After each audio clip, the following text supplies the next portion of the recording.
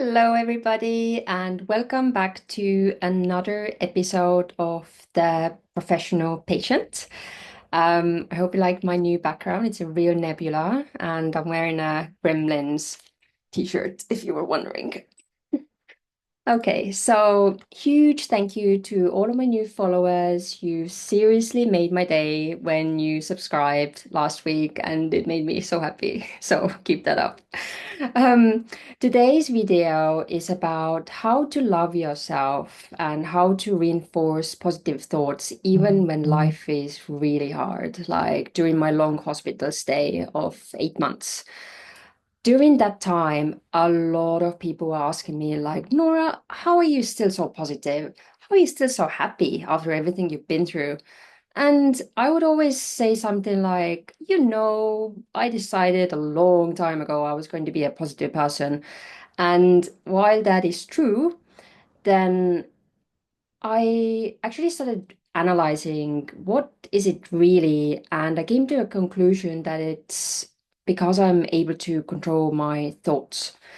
Um, Obviously, because when I was in the hospital, I had every reason to feel down, and depressed, but I knew I had to make a decision, because otherwise the decision to love myself and reinforce positive thoughts, because otherwise this situation would have been so much harder and it would have completely drained me.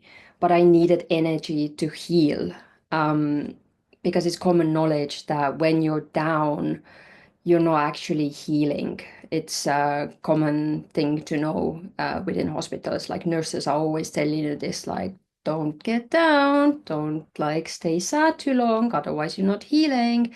And it's true, because your body's focus just goes somewhere else completely, where it should be. And so now, every time I have a sad thought or like a negative thought, I literally go like, nope, I'm not going there. I catch my thought and I redirect it and I focus on something positive instead. I just truly know that I could not experience or handle this experience in a victim mindset.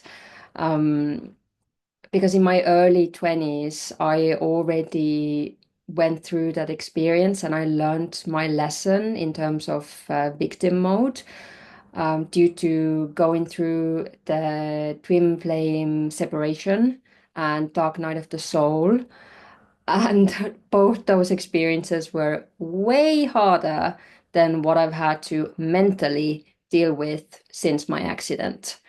I've always been a big believer in the fact that life doesn't really give you anything that you're not ready for. And that's helped a lot as well, I'm sure. So really, it's quite simple. Um, what we have to do is catch our thoughts and redirect our focus, because so many of us are trapped by our limiting beliefs. Although the truth is that we have the power to choose the thoughts that we entertain. It does take time to like maneuver past the limiting beliefs, but once we get into the habit of rewiring our brains, it becomes easier each time, and sort of like a natural process of letting go of beliefs that no longer serve us. Our mind, meaning our thoughts, and our heart, meaning our emotions, create the energy that shapes our reality and our life experience, our day-to-day experience. So energy is neutral until we direct it. And we should always try to direct it into something that serves us. So, how do you practice this? It's quite simple. Um, we have to be quick to catch our negative thoughts. Um, but obviously, we cannot stop thoughts from coming in, but we can decide how long they can stay. However, the main point is to actually become aware of your thoughts, because most people are just on an automatic program and they let the generational belief run in the background of their minds without ever really even addressing them. So when I notice a negative thought, I go through something like, okay, I see you, but we're not going down there. We're not going to dwell on this. And then I focus on something else. Like if it's really bad, I'll just watch a movie or scroll or something. And don't get me wrong, feeling your feelings is extremely important because if you suppress your feelings, you are very likely to end up being super depressed. I know I was very good at that some years ago.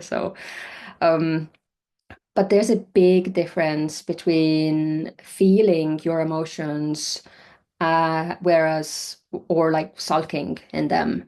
And feeling your feelings can be a thing to learn by itself as well if you're not used to doing that. It took me a while to get the hang of that for sure. And I definitely learned how to do that during the last 8 months very well because I had no other distractions.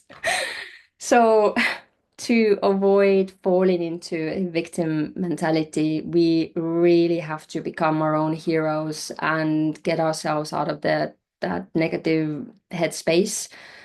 It sounds like a cliche, but genuinely, there is nobody else that can help you get out of there. You just have to do it yourself.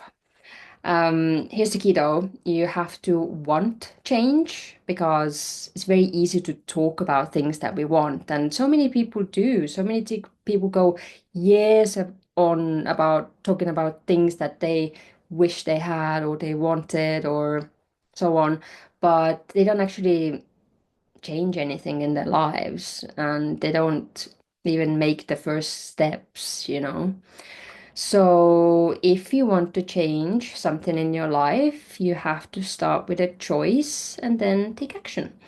Um, my tip, or how I do this, is that I make a decision like my life depends on it, sort of. So, as an entrepreneur, I'm used to making decisions that I can not change later. So once I make a decision, it is written in the stars. It is happening. It's like guaranteed.